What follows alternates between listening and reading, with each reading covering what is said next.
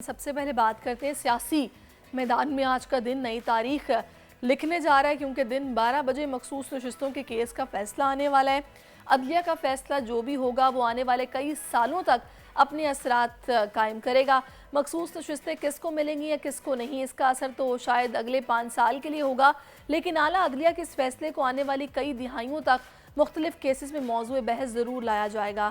دیکھتے ہیں کہ فیصلہ کیا آتا ہے اور اس کے بعد سیاسی اس کے اثرات کیا ہوتے ہیں، لیکن دوسری جانب اہم اور بڑی خبر پاکستانی عوام کی بے بسی کے حوالے سے ہے۔ حکومت آئی ایم ایف کے اس قدر پریشر میں ہے کہ ڈو مور کے ہر مطالبے پر لبیک کہتی دکھائی دے رہی ہے، اور اس کا براہ راست اثر حکومت کی مقبولیت میں کمی سے ہی نکلے گا، کیونکہ ایک کے بعد ایک سیکٹر کی چیخیں نکل رہی ہیں۔ پہلے پیٹرولیم ڈیلرز، اب فلاور ملز مالکان نے ہڑتال کی ہوئی ہے۔ ایک مجبور اور بے بس پاکستانی یہ سوال کرتا ہے کہ کیا آئی ایم ایف کو وصولی کے لیے صرف عام آدمی دکھائی دیتا ہے، اور اس تمام تر صورتحال کے درمیان حکومت کی اولین اتحادی جماعت پیپلز پارٹی ایک الگ حکمت عملی لیے چل رہی ہے۔ سمجھ نہیں آ رہا کہ پیپلز پارٹی اس وقت حکومت کا ساتھ نبھا رہی ہے یا اپوزیشن کا کردار ادا کر رہی ہے، کیونکہ صدارت کے عہدے پر فائز آصف علی زرداری اب یہ کہہ رہے ہیں کہ نواز لیگ سے حکومت نہیں چل رہی۔ انہی ایشوز پر بات کرنے کے لیے اس وقت ہمارے ساتھ موجود ہیں مسلم لیگ نواز کے سینئر رہنما اقبال ظفر جگڑا صاحب۔ عدالتی فیصلے کے سیاسی اثرات یقینی طور پر ہوں گے، اور دیکھتے ہیں کہ مخصوص نشستیں اب کس کو ملتی ہیں، حکومت کو یا اپوزیشن کو۔ اور ویسے بھی حکومت آپ کو پتہ ہے کہ اتحادی حکومت ایک ہے، پیپلز پارٹی بھی ان کے ساتھ ہے۔ مقبولیت میں کمی بالکل ہو رہی ہے کیونکہ بجٹ کے بعد سبھی کی چیخیں نکل رہی ہیں۔ اس وقت ظفر اقبال جگڑا صاحب اس وقت ہمارے ساتھ ہیں، سابق گورنر کے پی، ان کو ہم ویلکم کریں گے شو میں۔ جگڑا صاحب بہت شکریہ آپ کے وقت کا۔ اچھا، ایک تو مخصوص نشستوں کا فیصلہ بھی آپ کو پتہ ہے کہ آج آ رہا ہے 12 بجے کے قریب، بڑا اہم یہ فیصلہ ہوگا، اس کے بڑے سیاسی اثرات ہوں گے آنے والے وقت میں بھی۔ اس کے ساتھ ساتھ ہم دیکھ رہے ہیں کہ حکومت نے جو بجٹ پیش کیا اس کے بعد ایک سیاسی عدم استحکام کی سی صورتحال ہے۔ بجٹ آنے کے بعد تمامی سیکٹرز جن کی چیخیں نکل رہی ہیں، پہلے پیٹرولیم ڈیلرز، اب فلاور ملز والے، تو یہ اگر سلسلہ ایسے ہی چلتا رہا تو یہ تو بڑا چیلنج ہو جائے گا حکومت کے لیے، ایک طرف وہ فیصلہ بھی اور اس کے بعد یہ پرابلمز بھی۔ کیسے دیکھ رہے ہیں؟ ہے کہ یہ جو آپ نے سوال کیا بہت سوال ہے، اور یہ بجٹ جو بنایا گیا ہے یہ اس وقت کی ضروریات کے مطابق جو مسائل ہیں اس ملک کو، وہ بہت ہمارے جو اکانومی ہے وہ آج کی وہ نہیں ہے، بلکہ کتنے عرصے سے آپ دیکھ رہے ہیں کہ ہمارے پرائم منسٹر صاحب ہمیشہ یہی بات کرتے ہیں کہ جی ہماری معیشت جو ہے یہ ہمارا سب سے بڑا مسئلہ ہے، اور اس کو ٹھیک کرنے کے لیے ہمیں سب کو مل بیٹھ کر اور ان کا حل ڈھونڈنا پڑے گا۔ اب جو اقدامات ہوئے ہیں، اور اس میں آپ نے بھی منشن کیا ہے کہ آئی ایم ایف جو ہے ڈکٹیٹنگ باڈی جو ہے آئی ایم ایف ہے۔ اب آئی ایم ایف کے بغیر اگر کوئی کہتا ہے کہ ہم چل سکتے ہیں تو یہ تو میرے خیال میں ان کی خام خیالی ہے، اور اس سے آپ بھی میرے ساتھ اتفاق کریں گے کہ آئی ایم ایف کا قرضہ آج کا نہیں ہے جناب، یہ کب کے ہمارے ہاں چل رہے ہیں، اور اگر ہم اس سے ڈرا کرتے ہیں اور ان کی بات نہیں مانتے تو پھر آپ کی اکانومی تو ایک دم ٹھپ ہو جائے گی، پھر تو یہ ملک آگے چلنے کے قابل ہی نہیں رہے گا۔ تو یہ ایک بہت بڑا مسئلہ ہے جو ہمیں اس وقت درپیش ہے، اور اس کو حل کرنے کے لیے یہ ٹیکسیشن کا جو سلسلہ ہوا ہے، آپ دیکھ رہے ہیں آئی ایم ایف کے لیے وزیر اعظم صاحب نے روزانہ اپنی اسپیچ میں جو ٹی وی پہ آتے ہیں کہتے ہیں کہ ہم ایسے اقدامات کر رہے ہیں کہ خدا نہ کرے کہ ہمیں پھر آئی ایم ایف کے پاس جانا پڑے، یعنی this is what he is repeatedly being, آپ نے بھی سنا ہوگا کہ ریپیٹیڈلی کہہ رہے ہیں کہ خدا نہ کرے کہ چند سال بعد ہم کہیں کہ ہم نے پھر آئی ایم ایف کے پاس جانا ہے۔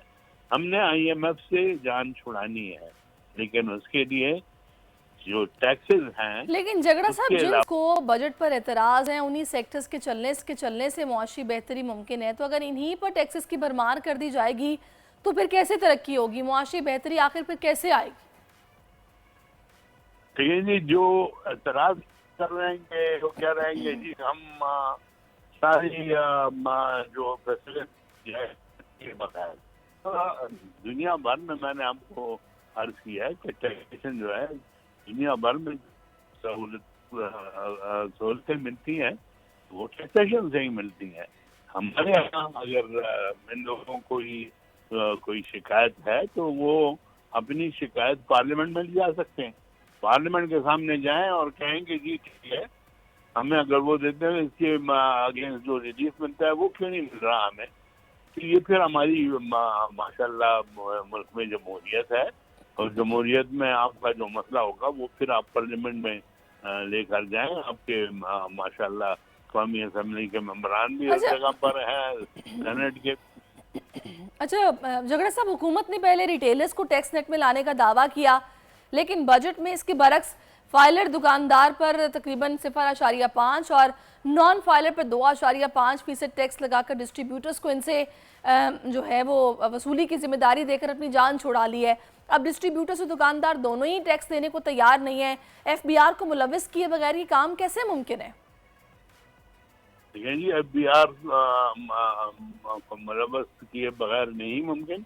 FBR कहीं भागती भी नहीं है। FBR को मुलविस करें तो वो इनकार कभी नहीं करेगी, लेकिन जो दुकानदार वगैरह हैं उनको सोचना चाहिए। वो देखें, मैं बार बार यही रिपीट कर रहा हूँ कि ये दुकानदार जो हैं ये अल्लाह के करम से इनको भी पूरी तरह से एहसास है कि ये जो कुछ हुआ ये कुछ गलत नहीं हुआ, ये इस आवाम और इस मुल्क की बेहतरी के लिए किया गया है। बगैर टैक्सेशन के चलना हमारे लिए नामुमकिन है। बजट में हमने ये देखा है कि सारा बोझ सैलरीड क्लास पर डाल दिया गया है, जिस पर सर्विसेज सेक्टर भी सरापा एहतजाज है। और ये पहली बार नहीं है कि हर बजट में टैक्स देने वालों से ये इजाफी टैक्स वसूल किया जाता है। टैक्स नेट बढ़ाने पर कोई काम नहीं होता। अगर ऐसे ही चलता रहा तो एक वक्त ऐसा आएगा कि सैलरीड क्लास की भी कंजम्पशन ख़त्म हो जाएगी, फिर हुकूमत के पास तो कोई ऑप्शन ही नहीं बचेगा।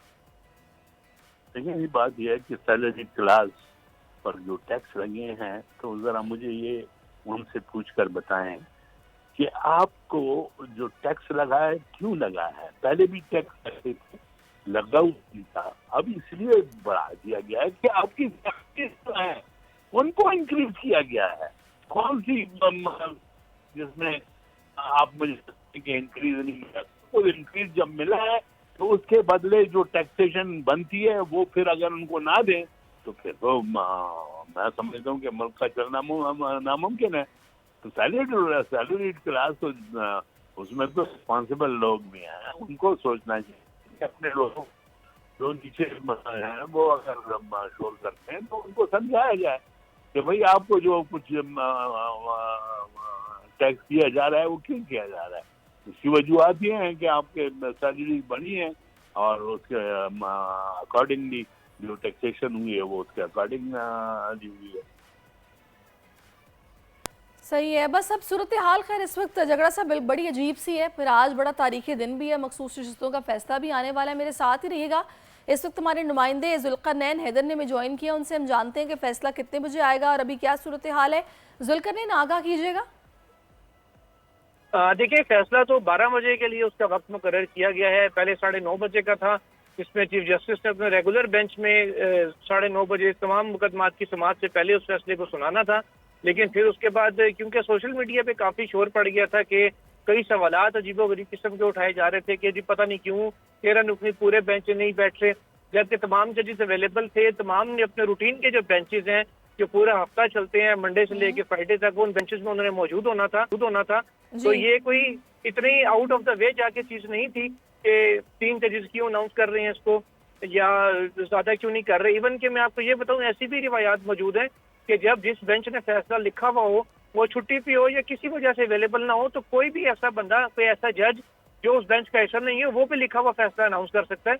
लेकिन उस तमाम जो एक शोर पड़ गया था उसको डिफ्यूज करने के लिए ये फैसला किया गया कि फैसले का वक्त बढ़ा के 12 बजे तक किया जाए, ताकि तमाम जजेस जो 13 नौकरी बेंच के मेंबर हैं वो अपने रूटीन के कामों से, जो रूटीन के केसेस सुन रहे हैं, वो ताकि डिस्टर्ब ना हो, उससे फ्री होकर फिर वो फैसला सुनाने के लिए इकट्ठे आकर बैठे। एन मुमकिन है कि फैसले से पहले ये वजाहत भी थोड़ी सी चीफ जस्टिस की जानिब से आ जाए कि क्यों ये 3 नुकनी से मामला टाइम चेंज करके 13 नुकनी बेंच की जानिब किया गया है। तो अभी सुप्रीम कोर्ट में इस वक्त हालात तमाम जो मामूल के मुताबिक है। सिक्योरिटी काफी सख्त की गई है, काफी बड़ी तादाद में सिक्योरिटी एहलकार सुप्रीम कोर्ट के अंदर और बाहर इस वक्त तैनात हैं ताकि किसी किस्म का कोई नाखुशगवार वाकया पेश ना आ सके।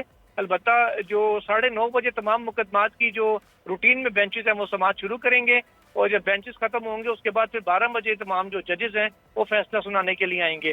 عموماً ٹھیک ہے، 12 بجے 11 تمام ججز جو ہیں وہ فیصلہ سنانے کے لیے آئیں گے. ذوالقرنین بہت شکریہ آپ کا، اور بڑا اہم یہ فیصلہ ہے. پتہ چلے گا کہ حکومتی اتحاد کے پاس کے نشستیں رہنی ہیں یا اپوزیشن کے پاس جانی ہے. ظفر صاحب بھی میرے ساتھ موجود ہیں. جگڑا صاحب کہیے گا، بجٹ میں ٹیکسز کی بات کر رہی ہوں، بھرمار ٹیکسز کی، اور جواز ایک ہی، جیسے کہ آپ نے بھی کہا کہ جی IMF ڈکٹیٹ کر رہا ہے. تو IMF کو وصولی کے لیے کیا صرف عام آدمی دکھائی دیتا ہے؟ میں تو اس پر بار بار بات کر رہی ہوں کہ IMF حکومتی اخراجات میں کٹوتی کی بات کیوں نہیں کرتا؟ یہ جو سیاستدان ہیں ان کی مراد کو کم کیا جائے نا، بجائے اس کے غریب آدمی پہ بوجھ ڈالا جائے. دیکھیں نا جی، کی مراد کا آپ نے ذکر کیا، اور اوپر سرکاری افسران کا آپ کہہ رہے ہیں کہ وہ رو رہے ہیں کہ ہم پہ ٹیکسیشن کیوں لگ رہا ہے. تو یہ دیکھیں نا، یہ تو کوشچن ہے، یہ خود ہوا جو کوشچن ہوا ہے اس کا آنسر اس میں ہی ہوا ہے کہ دیکھیں جی یہ جو ہو رہا ہے یہ ایسے تو نہیں ہو رہا ہے، اس کے مطابق جو ہو رہا ہے، اور اس میں کوئی ایسی بات مجھے نظر نہیں آتی کہ حکومت جو ہے وہ غلط کر رہی ہے. اچھا، حکومت لوگوں کو کڑوا گھونٹ پینے اور اضافی ٹیکس دینے کا مشورہ دے رہی ہے، لیکن پارلیمنٹیرینز خود کتنا ٹیکس دیتے ہیں؟ کچھ علم میں ہے آپ کے؟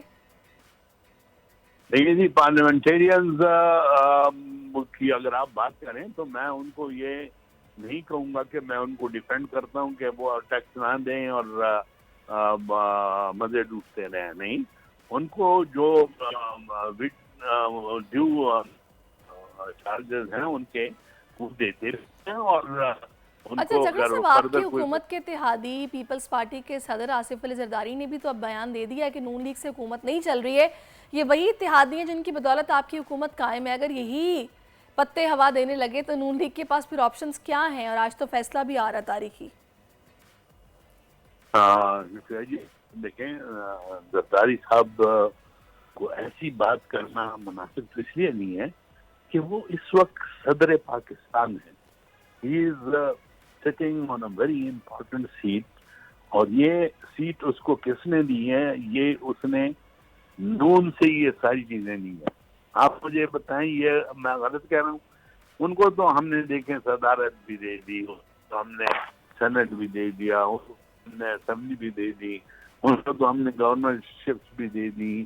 تو اس کے علاوہ اب کیا رہ جاتا ہے؟ اب تو یہی ہے بس، اللہ خیر کرے، دیکھتے ہیں وہ کیا کرتے ہیں آگے. سبسکرائب کریں اور بیل دبائیں تاکہ کوئی خبر رہ نہ جائے.